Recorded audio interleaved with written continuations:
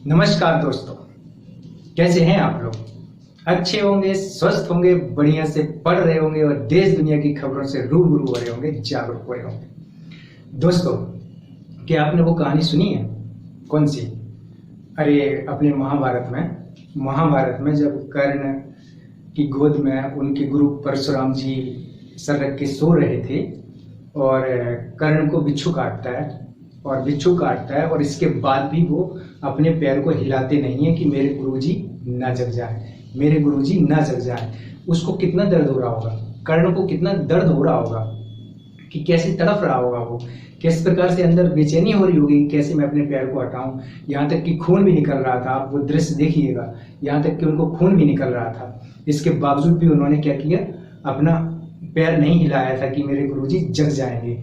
और इस घटना के बाद ही उनके गुरु परशुराम जी उनको पहचानते हैं कि तुम क्षत्रिय ही हो सकते हो, क्योंकि इतनी सहन शक्ति एक क्षत्रिय में ही हो सकती है। दोस्तों, ये क्या बोलते हैं, ब्राह्मण, क्षत्रिय, वैश्य, शूद्र, इस पे हम कभी बाद में बात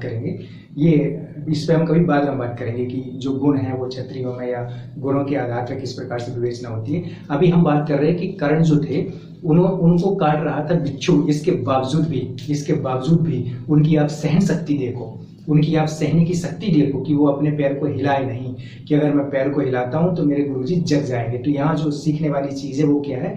वो है सहन शक्ति, वो है सहिष्णुता। मतलब किसी विचार भाव के प्रति हमें उसको सहने की हमारे अंदर कितनी क्षमता है, किसी चीज को सहने की हमारे अंदर कितनी क्षमता है। एक और आप लोगों को एक कहानी सुनाता हूं मैं। एक बार भगवान गौतम बुद्ध कहीं विचरण कर रहे थे, तो कहीं रुके हुए थे। तो जब रुके हुए थे तो वो जहाँ बैठते थे तो पूरे गांव के गांव, कहते हैं ना कि जहाँ जहाँ भगवान गौतम बुद्ध गुजरते थे पूरे गांव के गांव परिवर्तित हो जाते थे।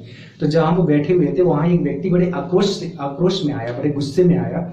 उसका मनोभाव बहुत ही क्रोधित था और वो आकर के भगवान गौतम बुद्ध के ऊपर, ऐसी कहानी है कि भगवान गौतम बुद्ध के ऊपर थूक देता है।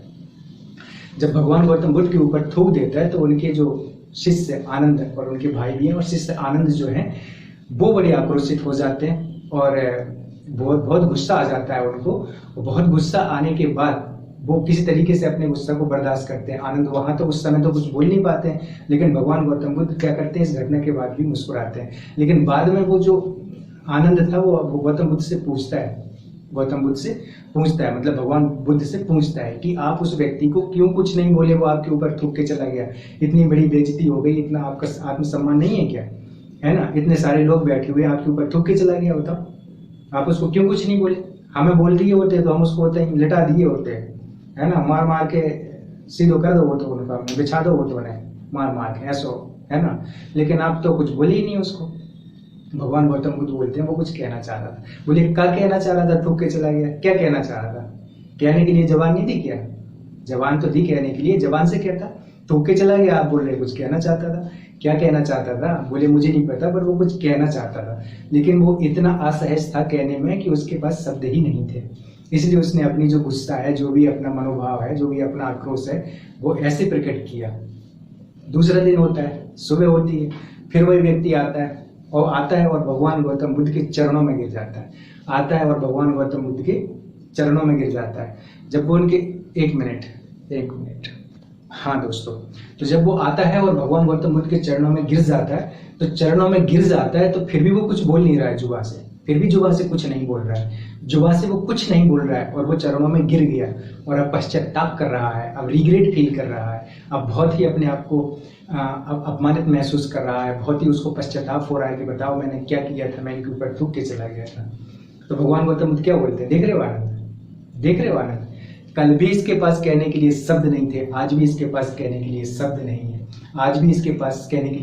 है। कल एक गुस्से में आकर के अपनी गुस्सा दिखा करके गया था और आज ये उस गुस्से के अफसोस में आकर के चरणों में पड़ा हुआ है कि मुझसे बहुत गलत हो गया। तो ये दोनों ही शब्दों में उसके पास शब्द नहीं है, दोनों ही स्थितियों में उसके पास शब्द नहीं है अपनी व्यथा को व्यक्त करने के लिए। तो कभी कभी व्यक्ति इतना लाचार हो जाता है कि वो अपनी व्यथा को, अपने दुख दर्द को शब्दों में भी व्यक्त नहीं कर पाता है, रो करके व्यक्त करता है, गुस्से में व्यक्त करता है। तो हम यहाँ जो बात करने जा रहे हैं वो बात करने जा रहे हैं सहन शक्ति की, कि भगवान गौतम बुद्ध के अंदर वो सहन शक्ति देखो कि कोई थूक के भी चला गया और वो कुछ बोले नहीं। लेकिन आज आखिर हमने कर्ण की कहानी सुनी सहन शक्ति पे, और दूसरी हमने ये कहानी सुनी सहन शक्ति पे। तो सहन शक्ति पे आखिर हम बात कर क्यों रहे हैं? What is the motive? इसका मकसद क्या है? इसका मकसद है कि आज हमें अर्थ का, एक शब्द का अर्थ समझना चाहते हैं। वो हमारा शब्द है सहिष्णुता। वो हमारा शब्द है सहिष्णुता। सहिष्णुता, जिसको आप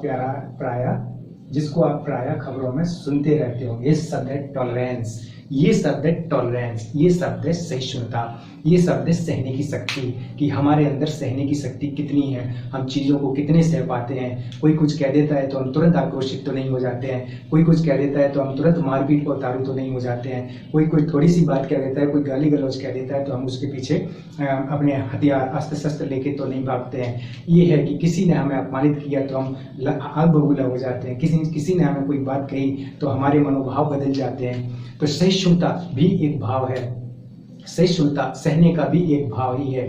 भाव जो होता है वो मन से और इंद्रियों से स्वतंत्र होता है, लेकिन जब भाव मन में आ जाता है, जब भाव इंद्रियों में आ जाता है, तो फिर वो हमारे शरीर पर प्रभाव डाल देता है। सबसे पहले विचार है, भाव है, भाव बनता है, और जब भाव बनता है, विचार बनता है, तो वो हमारे मन में आता है। जब मन में आता है तो उसका प्रभाव फिर हमारे शरीर पे पड़ता है, इंद्रियों पे पड़ता है। कोई भी भाव आया, अगर हम उसको महत्व ना दें, चाहे वो लोभ का हो, चाहे लालच का हो, चाहे वो कोई भी प्रकार का भाव हो, अगर हम उसको देख लें कि ये भाव आ रहा है, चाहे वो क्रोध का हो, ये भाव आ रहा है, और अगर हम उसको अपने विवेक से, अपनी बुद्धि से उसको अवॉइड करें, उसको सोचें, उसके बारे में सोचें, तो ये हम अपने उस समय के भाव को अपने शरीर पर प्रभावित होने से हम रोक सकते हैं। जैसे गुस्सा आ रहा है, तो गुस्सा क्या है? एक भाव ही तो है। एंगर क्या है? एक इमोशंस ही तो है। प्रेम क्या है? एक इमोशंस तो है। घृणा क्या है? एक इमोशंस ही तो है। किसी के प्रति घृणा आ रही है, क्यों आ रही है? घृणा क्यों आ रही है? पहले तो भाव आ रहा है ना उस प्रकार का। छी छी, डिस्गस्टिंग बोलते हैं, डिस्गस्टिंग बोलते हैं, छी छी बोलते हैं। ये भाव कहाँ से आ रहा है? अंदर से। तो जब उस भाव का प्रभाव मन पे पड़ेगा और फिर मन का इंद्रियों से प्रभाव पड़ेगा, तो फिर उसका प्रभाव शरीर पे पड़ेगा।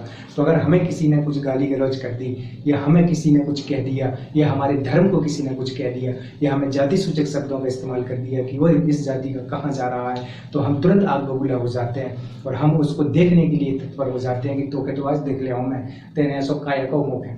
तो इस प्रकार की बात जब आ जाती है तो इसको बोलते हैं असहिष्णुता। आपके अंदर सहन करने की क्षमता नहीं है। देश में हम अगर कोई धर्म का व्यक्ति किसी दूसरे धर्म के व्यक्ति को कुछ कह देता है तो उसको हम मारने पर उतारू हो जाते हैं। हमारे अंदर इतना टॉलरेंस नहीं है, जबकि भारत में ऐसे बड़े बड़े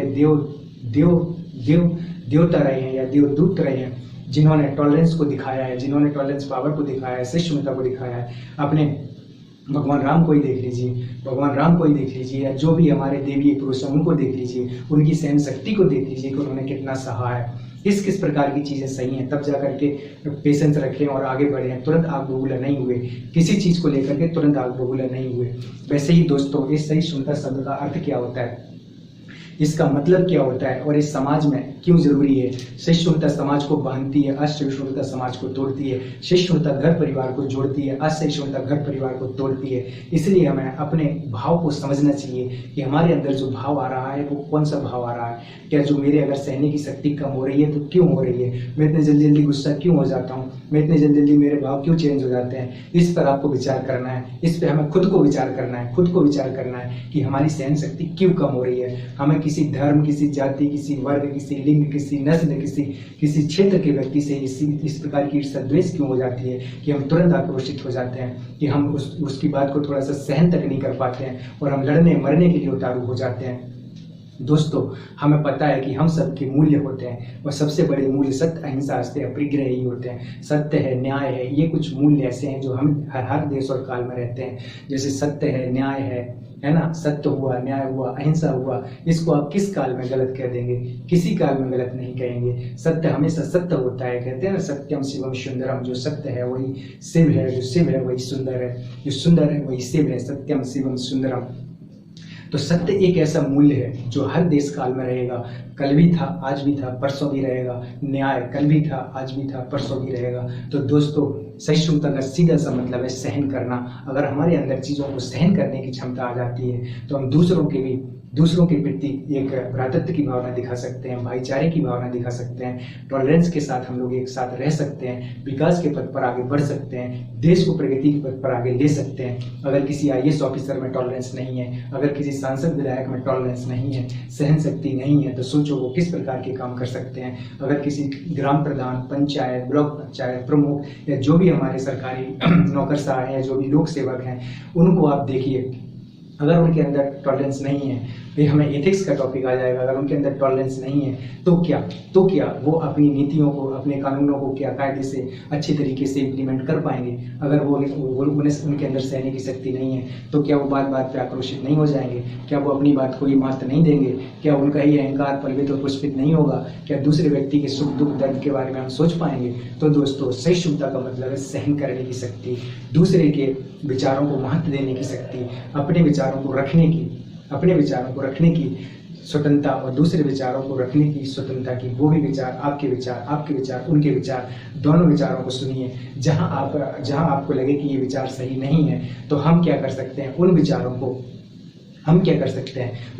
को अवॉइड कर सकते हैं, बट वहाँ आज सहिष्णु होने की जरूरत नहीं है। कभी कभी हमारे देश में हम देखते हैं कि छोटी छोटी बातों को लेकर के दंगे फसाद हो जाते हैं, मॉब लिंचिंग जैसी घटनाएं घट जाती हैं, सांप्रदायिक दंगे भड़क जाते हैं, किसी जाति विशेष की व्यक्ति की हत्या कर दी जाती है, किसी धर्म विशेष की व्यक्ति की हत्या कर दी जाती है। ये क्या है? ये सहन शक्ति ही तो नहीं है। अगर सहन शक्ति होती तो हम चीज़ों को सहते, हम चीज़ों को बर्दाश्त करते, क्योंकि परमात्मा धर्म आज भी रहस्य का विषय है। किसे आप सही कहेंगे, किसे आप गलत कहेंगे, कितनी पूर्व मान्यताएं हैं, कितनी कुरीतियां हैं जो आज भी विद्यमान है। कौन सा ऐसा तथ्य है जिसके बारे में आज भी साइंस नहीं सोच रहा है? परम तत्व के बारे में आज भी साइंस भी सोच रहा है, धर्म भी सोच रहा है, दर्शन भी सोच रहा है। धर्म कुछ चीज़ों को मानता, हम मान करके चीज़ों को, जो हमारे ईश्वरवादी धर्म होते हैं, वो चीज़ों को मान करके पहले से उसी को सब कुछ स्वीकार कर लेते हैं और फिर उसी के प्रति अपनी आस्था रखते हैं। आस्था रखना सही बात है, लेकिन तर्क बुद्धि का उपयोग भी हमें करना चाहिए कि जो मूल्य किसी व्यक्ति के खिलाफ हो, किसी समाज के खिलाफ हो, किसी संप्रदाय के खिलाफ हो, किसी मानव जाति के खिलाफ हो,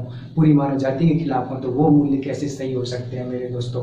तो आप लोगों को इस पर विचार करना है कि सहिष्णुता किस प्रकार से समाज को जोड़ती है और असहिष्णुता किस प्रकार से समाज को तोड़ती है। अगर हमारे लोक प्रशासक और प्रशासन और जो हमारे पूरे प्रशासनिक तंत्र है या जो भी भारत के लोग हैं वो सहिष्णु होंगे तो किस प्रकार जो हमारा देश है वो विकास के पथ पर आगे बढ़ेगा। चाहे गांधी जी हो, चाहे हमारे स्वामी विवेकानंद जी हों, चाहे हमारे कलाम सर हों, चाहे जो भी महान व्यक्तित्व हों, सभी ने सहिष्णुता को प्रमोट करने की बात की है कि हमें सहन शक्ति रखनी चाहिए, सभी लोगों का सम्मान करना चाहिए, सभी धर्म ग्रंथों का सम्मान करना चाहिए और एक दूसरे के साथ सहयोग के साथ, समन्वय के साथ विकास के पथ पर आगे बढ़ना चाहिए, ताकि भारत वैसे भी अपने लिए विश्व में सहिष्णुता के लिए जाना जाता है, क्योंकि भारत ही वो देश है जहाँ विविधता में आपको एकता दिखाई देती है। यहाँ बहुत सारे धर्म, बहुत सारी जाति, बहुत सारे संप्रदाय के लोग एक साथ रहते हैं, भाईचारे के साथ रहते हैं, प्रेम से रहते हैं और भारत के विकास में पार्टिसिपेट करते हैं और भारत की सुख शांति समृद्धि के लिए प्रयास करते हैं। वो भारत के लोग ही हैं जो विश्व में अपनी सहिष्णुता के लिए, अपनी दया के लिए, अपनी करुणा के लिए जाने जाते हैं। Thank you very much.